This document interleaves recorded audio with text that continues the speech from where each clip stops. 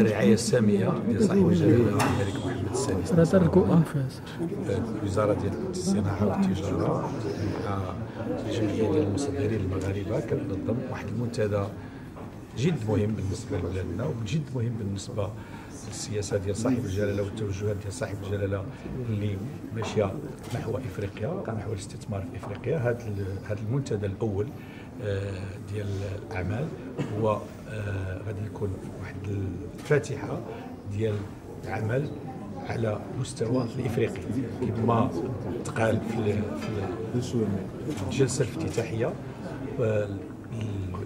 رقم المعاملات ديال التبادل التجاري ما بين الدول الافريقيه فقط يمثل 15%، في حين ان تكتلات اقليميه وتكتلات جهويه اقتصاديه عندها اكثر من 60%. اليوم الحضور ديال 12 دوله افريقيه برهان على الاهتمام بهذا التبادل الحر ما بين الدول الافريقيه، وكذلك كل ما قيل في الجلسه الافتتاحيه كيعطي واحد الانطباع باللي ان شاء الله غتكون اقلاعه جديده. السوق الافريقيه مهمه جدا بالنسبه لبلادنا، مهمه جدا بالنسبه للمصدرين المغاربه. السوق الافريقيه فيها 1,300 مليون نسمه، في حين انه كل اتفاقيات ديال التبادل الحر اللي دارها المغرب اللي فيها اكثر من 100 فيها 2,600,000، بمعنى افريقيا في السوق الافريقيه تمثل نصف السوق، نصف الناس اللي كيستهلكوا le marché des consommateurs au niveau de l'Afrique. J'ai eu à sillonner un peu le continent dans différents forums, à rencontrer, disons, et surtout à organiser des missions d'export. Et je me suis rendu compte qu'au niveau Maroc, il y a une méconnaissance un peu, il n'y a pas assez de connaissances de ce que l'AZLECAf peut offrir comme opportunité pour nos opérateurs économiques. Et donc, il y a eu la création par le Maroc en 2019 du comité national pour la mise en œuvre de cette zone de libre-échange intercontinentale. Mais nous, en tant que secteur privé, qu'il soit représenté par la CGM ou par la SMEX, nous avons rejoint en 2023 donc, ce comité. Et nous avons décidé, avec le ministère du Commerce et de l'Industrie,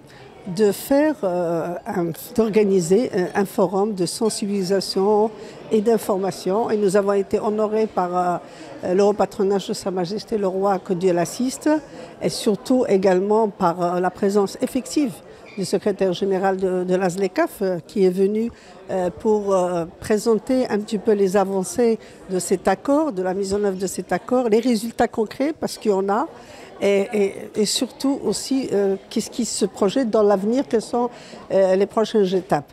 Je rappelle que l'administration des douanes marocaines a publié sa première circulaire en janvier 2024 qui donne la liste des produits qui ont déjà suivi 80% de démantèlement douanière. Et nous avons déjà au Maroc plus de 50 entreprises qui ont déjà réalisé 30 milliards de dirhams d'export dans le cadre de la ZLECAf. Donc ces entreprises témoignent également, et nous avons tous les départements ministériels qui sont présents, qui sont concernés par le commerce, et donc avec également bien sûr l'office d'échange, la douane, etc. Le forum parle bien entendu en fait de cet accord qu'on appelle communément la ZLECAf, qui est l'acronyme en fait de la zone de libre-échange continentale africaine. Donc en l'occurrence, en fait, ce qui a été débattu aujourd'hui, quels sont les mécanismes en fait que l'on peut déployer et employer pour qu'on puisse accélérer en fait cet accord continental africain. Il y a un certain nombre de paramètres qu'il faut prendre en considération, mais pour être le plus synthétique possible, il y a la question en fait de la ratification. Donc il faut transcender ces dimensions-là et aller au-delà de ça pour qu'on puisse accélérer la mise en œuvre de l'accord.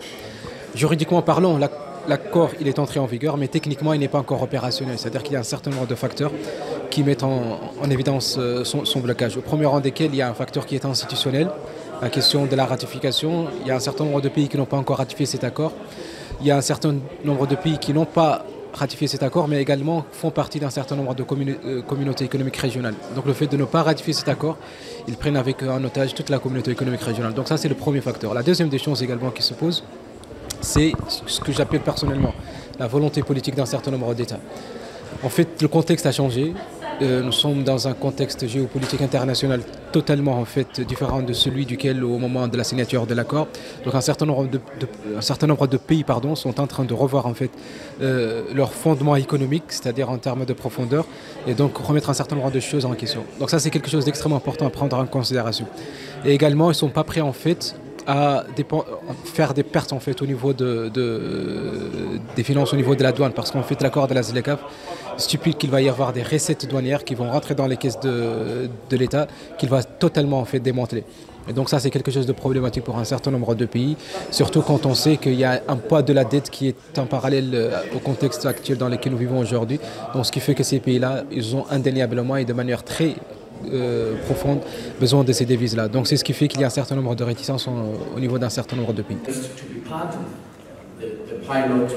For trading under the rules and the preferences of the AFCFTA.